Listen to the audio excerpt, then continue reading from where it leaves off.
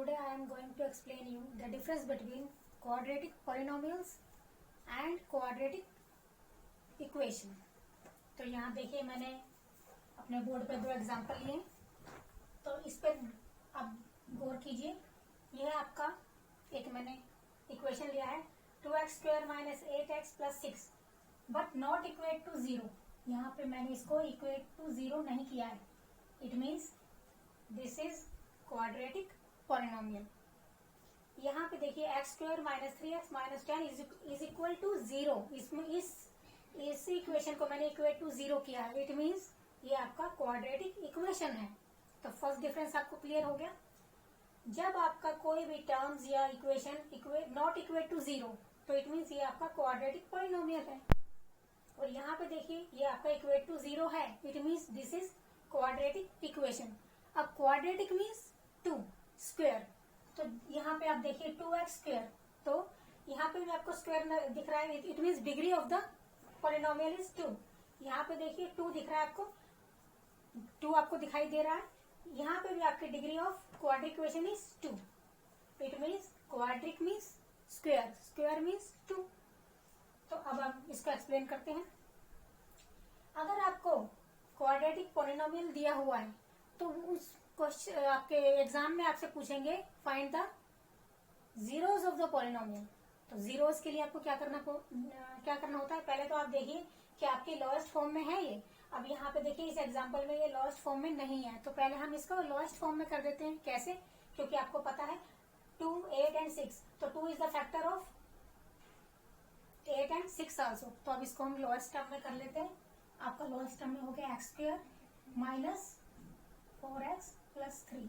Okay, अब आपने इसमें देखा है आपके पास 3 टर्म्स है। आपके पास x² है, एक -4x है और एक +3 है।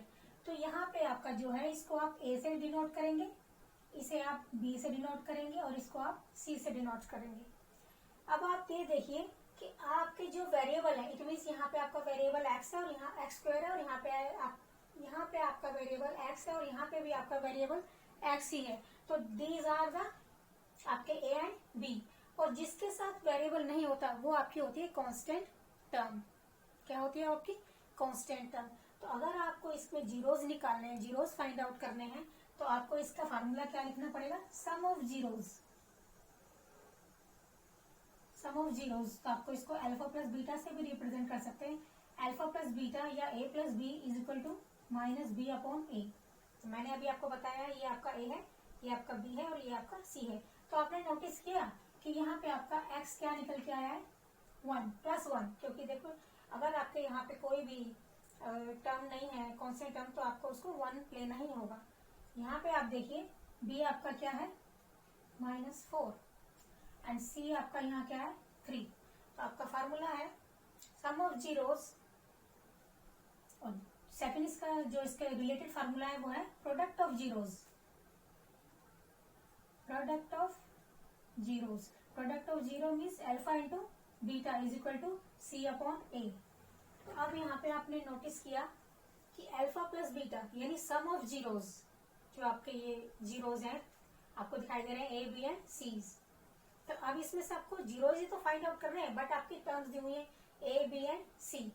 तो अब आप यहाँ पे देखिए प्रोडक्ट ऑफ जीरोस यानी आपका पहले आपको लेना पड़ेगा सम ऑफ जीरोस। तो alpha plus beta is equal to -b/a। तो alpha plus beta is equal to minus, क्योंकि मेरे फार्मूले में माइनस है तो मैं अपना माइनस लगाऊंगी। फिर यहाँ पे आप देखिए यहाँ पे भी b के साथ -4 है, तो आप इसको ऐसे लेंगे -b/a। अब a आपका देखिए यहाँ पे क्या है? 1। तो आपका आंसर आ जाएगा 4/1। अब इसी से आप क्या इनका रिलेशन निकाल सकते हैं? इनका रिलेशन निकाल सकते हैं। आप देखिए 4 आपके पास क्या है? x है ना, तो इसको आप बोलेंगे कोफिशिएंट ऑफ x। क्या बोलेंगे इसको? Coefficient of x।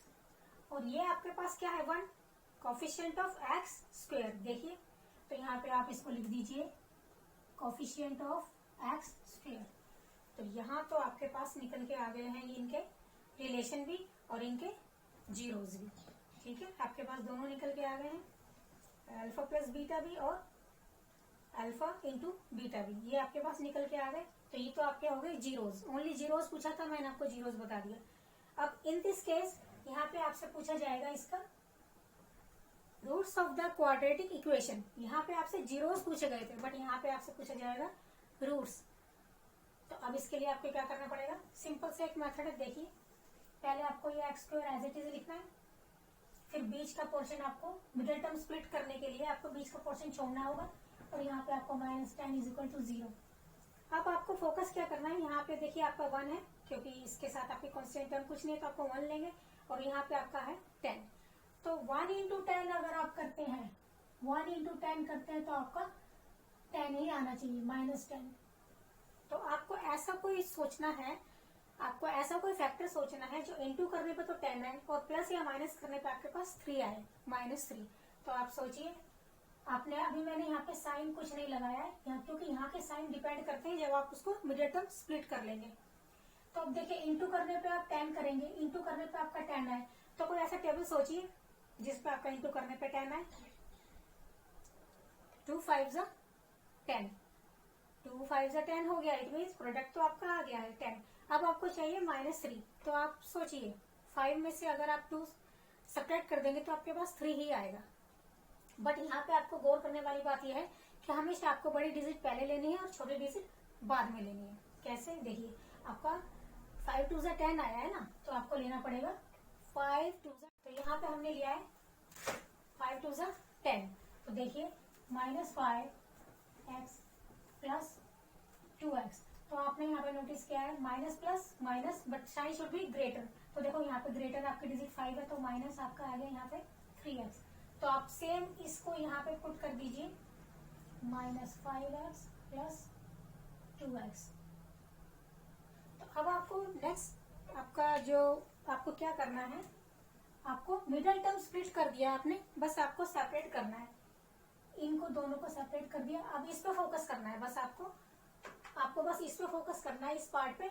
अब आप देखिए यहाँ पे एक्स स्क्वायर और यहाँ 5x है, तो अब इसमें से आप कॉमन कौन सा ले सकते हैं, x, क्योंकि दोनों के पास x है। तो लेकिन छोटा लेंगे, एक्स स्क्वायर और x में से छोटा है x, तो आपको x लेना पड़ेगा बाहर x, तो आपको एक्स स्क्वायर के लिए एक x और चाहिए, -5। अब यहाँ पे आप देखिए आपके पास 2 भी है और 10 भी है। अब इसमें से आपका कॉमन फैक्टर क्या जाएगा बाहर, 2 जाएगा।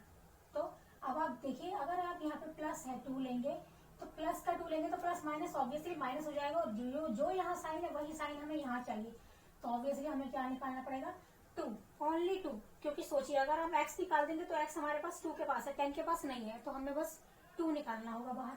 तो हमने 2 बाहर लिया। अब हमें 2x लाने के लिए एक x और चाहिए, तो हमने लगा दिया। अब प्लस माइनस माइनस, 2 के टेबल में 10 किस नंबर पे आता है, 5 पे ना, तो हम 5 ले लिया, इज इक्वल टू 0। तो आपने नोटिस किया ये टर्म और ये टर्म बोथ आर इक्वल, तो ये आपके इक्वल आ रहे हैं, इट मीन्स आपका आंसर ठीक है। तो आपको एक तो ये लेना है x माइनस 5, इक्वेट आपको 0 ही रखना है, x minus 5 is equal to 0। एक आपको इसके साथ ये वाली टर्म जोड़नी पड़ेगी, तो x plus 2 is equal to 0। But अभी तो ये इक्वेट टू 0 है, तो हमें तो उसने कहा है रूट्स, तो रूट्स में 0 का कोई रोल नहीं होता। तो इसके लिए आपको क्या करना पड़ेगा, फिर से इसको लेंगे, x minus 5 is equal to 0, then x is equal to, ये आपका उधर जाके अपना साइन चेंज कर देगा, x इज इक्वल टू 5। इसमें अब अगर आप करेंगे x plus 2 is equal to 0, तो x इज इक्वल टू -2, क्योंकि वहां जाके उसको अपना साइन चेंज करना पड़ता है। तो यहाँ पे आपके रूट्स क्या निकल के आए, रूट्स ऑफ इक्वेशन क्या निकल के आए, 5 and -2। These are the roots of this quadratic equation. Understand?